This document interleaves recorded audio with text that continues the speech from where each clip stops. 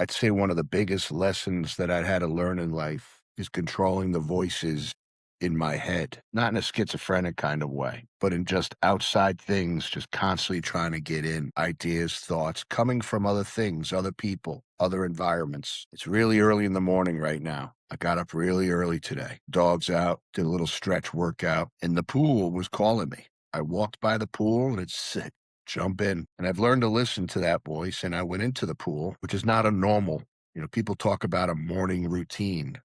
I do a lot of the same things in the morning, but if that voice talks to me, I'll listen. So I went in the pool, hung out, just chilled, literally. It was a little chilly. But then as I'm sitting there, I was thinking about a couple months ago, we had my son's and my daughter's graduation party here. And I remember standing inside my house and looking over someone's shoulder. We had rented one of those giant, like 30-foot blow up slides with water going down it. And of course, the kids, being kids, put Dove soap on it so they would slide faster. Makes sense. And then land on the grass, which became mud when they were having fun. And I'm talking to somebody inside the house, and we got the French doors wide open so I could see outside. All of a sudden, I see 4 or 5 kids with their back to me on the edge of my pool, full of mud, full of soap, jump in the water. And I could have been upset. Shit, there goes the water. Or I just smiled and said, I'll deal with that later. They're having fun. Now, it took several weeks. If anyone has a pool, and we use one of those salt mechanism pool things, to get that baby clean and balanced out again so I could submerge my fat ass in it.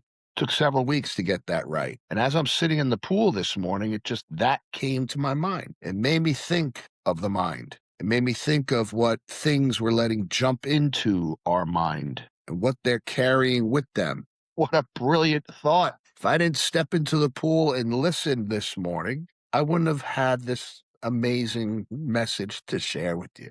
And then when I sat down, she said, share this message. And I thought, well, I don't have a shirt on. My hair's kind of messy. You could hear my wife saying, Stevie, at least fix your hair. Stevie, maybe wrap a towel around you. I'm not going to listen to any of that. I love you, baby. But I just pulled out the phone and said, let's make this video. Let's share a message from the heart about what we're letting enter the upstairs. Your mind, people. And if it's full of mud and chemicals and thoughts from outside in sources, whether it be news alerts, people get these alerts on their phones. There was just a shooting. There was a car accident. There's a kidnapping. Police are looking for, they're chasing. Someone just died. Someone just got, and it pops up as an alert on their phone. And I could be hanging out. We could be chilling. People were out to dinner, go, oh my God, a little boy just drowned at the beach. I just got an alert on my phone.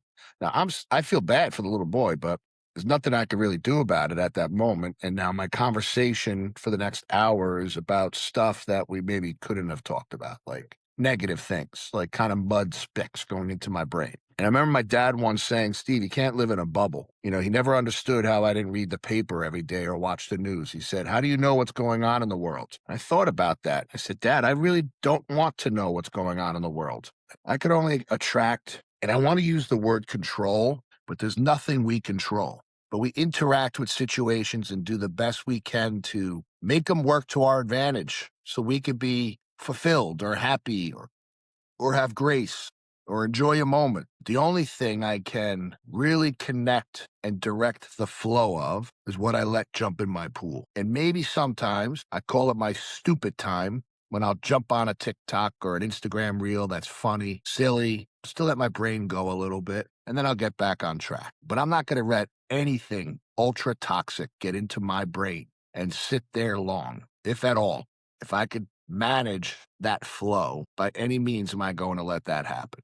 Because my life is too damn short to have to worry about constantly cleaning up the mess. You see, the next time we have one of those things out there, I'll have an extra hose running that they can rinse off with, or a giant tub that they could soak in before they jump in my pool. But I never thought of it or experienced this before, so I learned through the lesson. I learned through the mess. I learned through the experience, and now my mind knows. And that memory will be there forever. Because there will be a next time, and it might be one of my grandchildren's parties, and I'll suggest you may want to have a place for them to rinse off first before they jump and destroy that water. And I will teach my grandkids to not watch the bullshit on the news, if it's even around then, or on their phones and whatever they're allowing into their brain.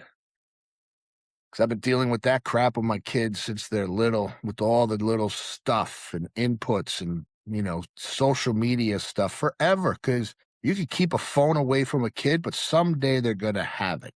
You could protect them, coddle them forever until forever is done. Because at some point, they're going to have to break away and learn how to deal. And I always thought it was better to let them experience things and mess things up while they're close to me so we could talk about it. And I could let them know the value of protecting what flows into their headspace because that creates reality. And you really don't want your reality to be the norm because reality really isn't real. Everything around us is just perception for the moment. These things were here way before us. And you got very lucky, my friend, when your parents made love and you came out of that interaction. And you're just here for a moment, but this universe is here forever. So make the best of it, guard that mind well, and you put into it what you want. So when you want to jump in and enjoy the moment and soak it up, it's clear. How's your atlas? Be blessed.